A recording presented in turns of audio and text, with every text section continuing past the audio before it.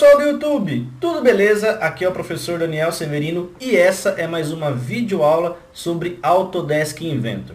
Pessoal, essa é a nossa 30ª aula, ok? Estamos chegando aí a quase a 10 horas sequenciais de videoaulas, ok? Isso é bastante material, bastante conteúdo, espero que eu tenha ajudado aí vocês a criarem novos projetos, novas ideias, enfim.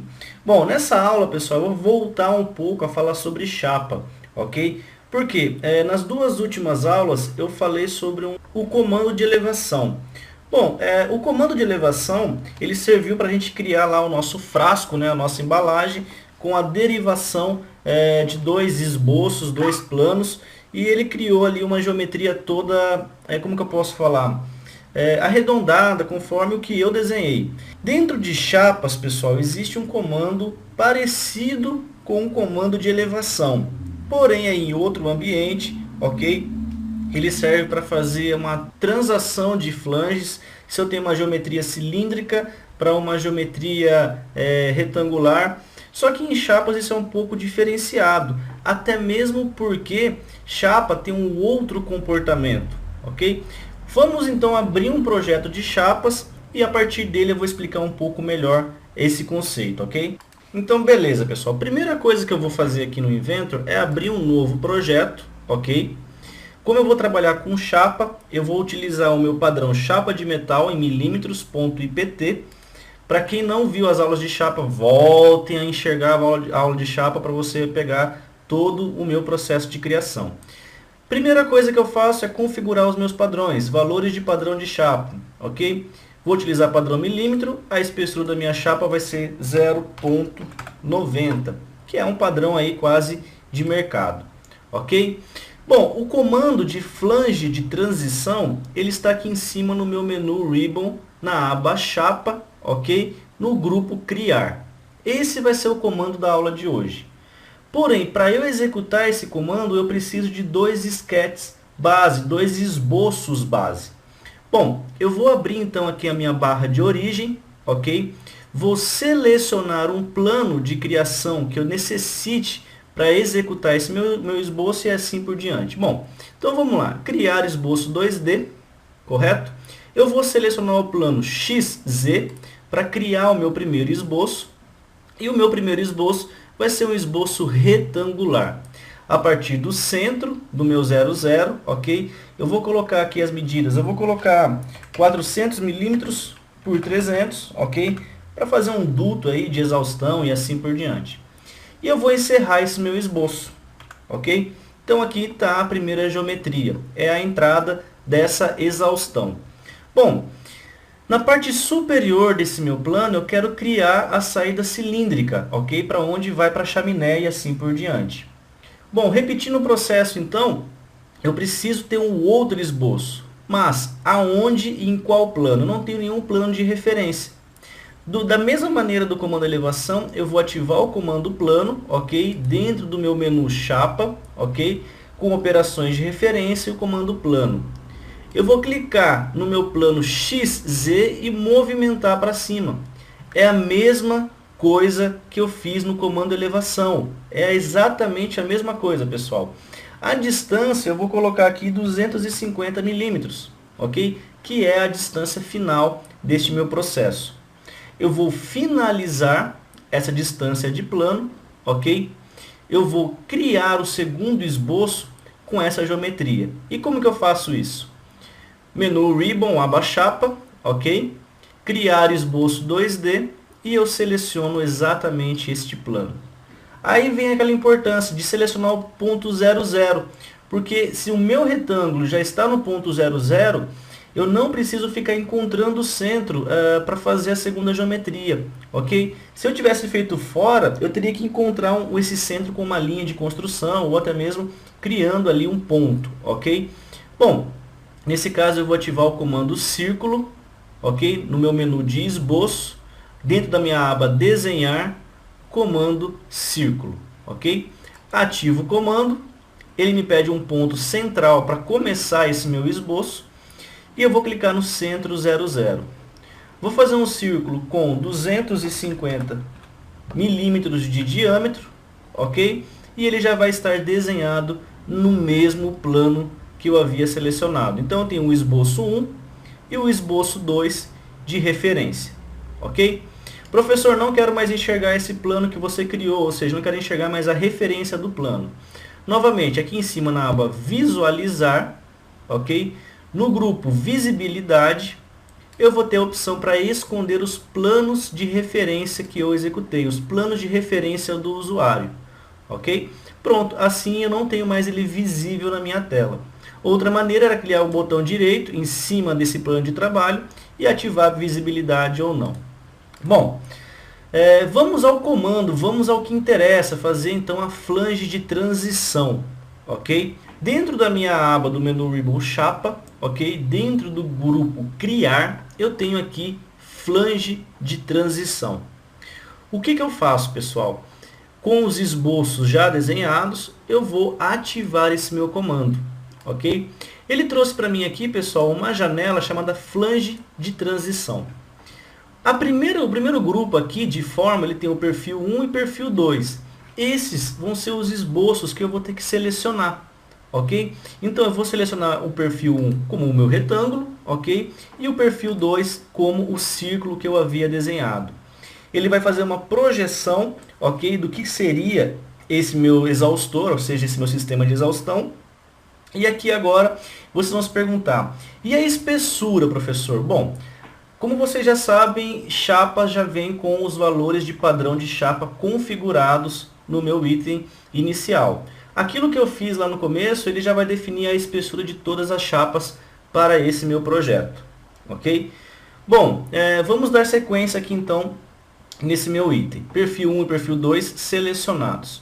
Logo abaixo, percebam aqui, pessoal, que existe 3 ícones. O primeiro é alterar lado e vice-versa, ambos os lados. Esse primeiro alterar lado, ele está pegando a geometria de referência e fazendo a espessura para o lado interno.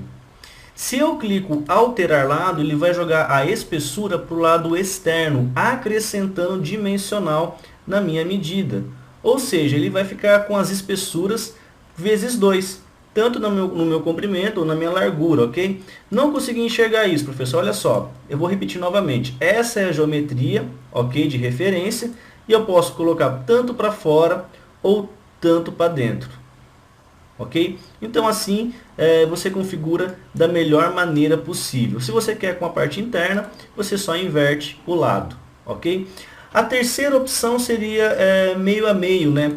Metade de um lado e metade do outro. Se eu tenho 0,90, então seria 0,45 para um lado e 0,45 para outro. Bom, legal. Eu tenho a opção de raio de dobra, ok? Opção de saída, que eu acho interessante. Eu tenho a opção de saída moldada. Olha só, ele está desabilitado. Eu vou clicar em moldada. Ele simplesmente fez aqui algumas chapas, né? Toda calandrada, ela moldada para casar essas geometrias. Ou então dobradeira, que ele vai separar essa transição, ok? E vai dobrar várias chapas, que é o processo mais comum hoje em dia em caldeiraria. Pelo menos se tiver alguém que trabalha com caldeiraria e puder dar uma sugestão aí, dizendo se o processo moldado, ok, ele é mais trabalhoso que o processo dobrado, ou dobrado assim vice-versa, vocês podem aí me indicar o que é mais interessante. Pessoal, eu ainda tenho a opção convergir. Bom, creio que a opção convergir, caso você tenha uma geometria muito mais trabalhada do que essa, você ativando ele vai centralizar um ponto para ele concentrar todos os pontos de encontro. Ele vai sempre tender a um ponto de encontro, ok? Nesse caso, eu clicando em convergir, não vai mudar em absolutamente nada a geometria da minha peça, ok? Então acaba aqui ficando aí elas por elas, não mudou nada. Logo abaixo eu tenho controle de faceta por tolerância, ângulo ou distância.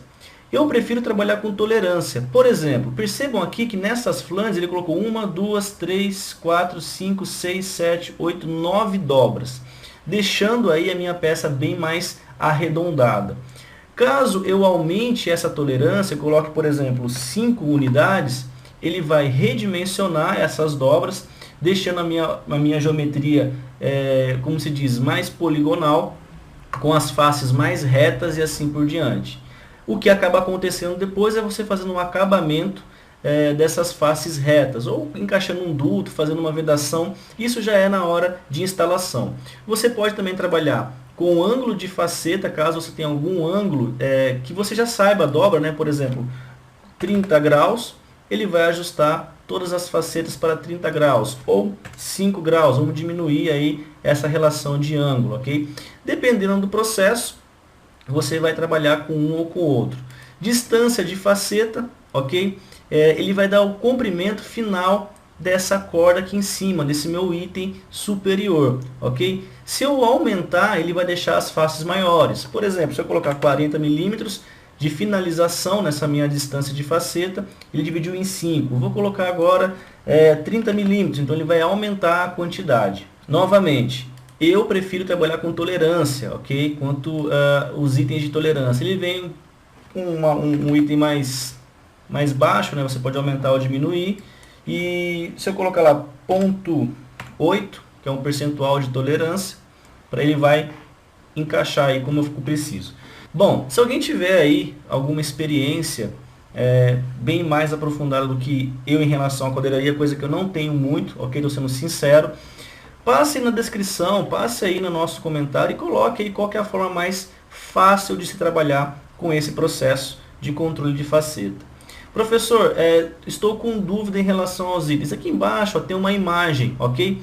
Se eu pôr tolerância de corda, ele vai colocar aqui o mais e o menos, onde você está colocando. O ângulo de faceta, ele mudou esse meu desenho, ok? E caso eu coloque distância da faceta, ele apresenta a cota número C para a gente. Bom, esses são os meus itens de configuração.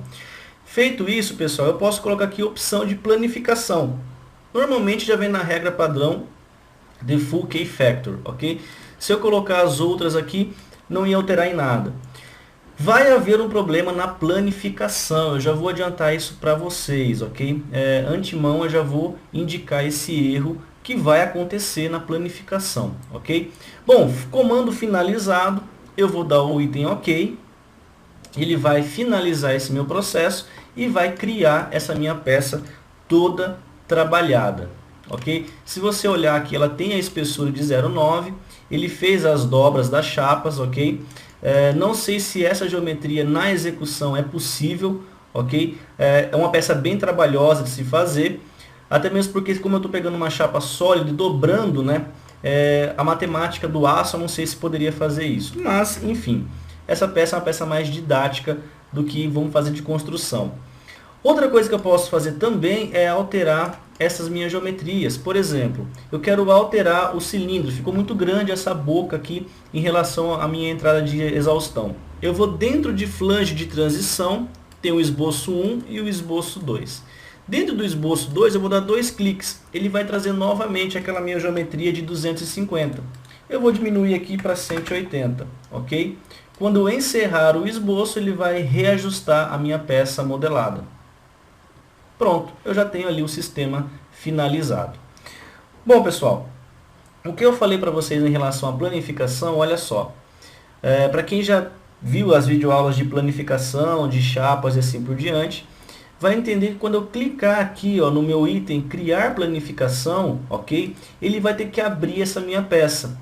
Mas olha só, ele criou uma planificação para mim, mas ele não planificou na verdade, ele não abriu a peça. Ou seja, a minha peça está inteira, ela não está planificada.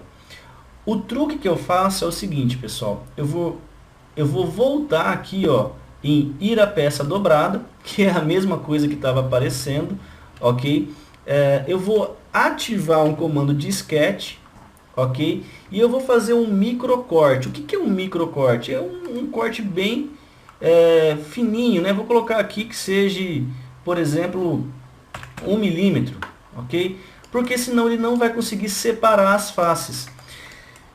Se alguém tiver um outro processo que possa colocar essa minha geometria e planificação, algo que eu não sei, algo que eu estou fazendo errado aqui, me indique, por favor, tá? Eu não sei se 100%, eu não sou aquele cara que sabe tudo aqui do Inventor, mas algumas saídas eu tento passar para vocês.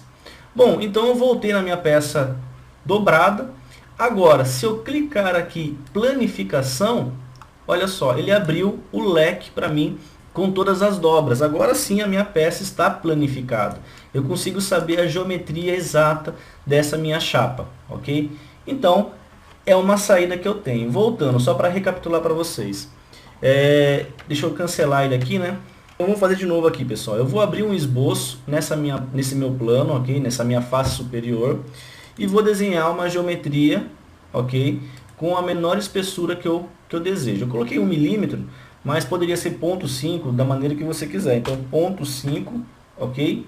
Dou um Enter e ele criou para mim um retângulo. Eu vou ativar o comando de extrusão para remover esse material, ok? Na verdade ele não está ativo no comando de chapa, e sim modelo 3D. Ativo o comando extrusão.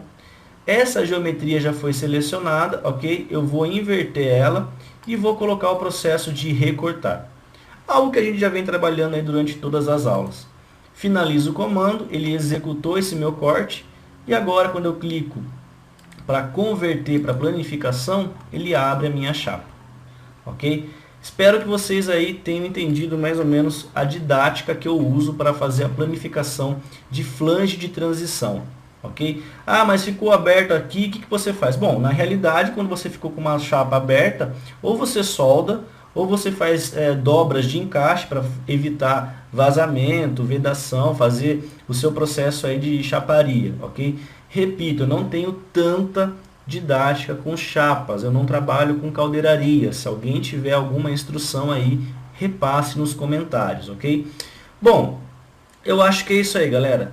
Muito obrigado novamente, nós temos recadinhos de sempre aí. Lembrando, tá vendo o vídeo pela primeira vez? Se inscreva no canal, ok?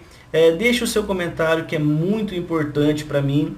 Deixa aí um joinha, um like para ajudar a divulgar esse meu material, ok? Porque isso é muito importante. Compartilhem, pessoal. Clique no compartilhar, joga no Facebook, numa rede social que você usa aí, para ficar muito mais fácil da galera que está procurando material encontrar essas videoaulas, ok?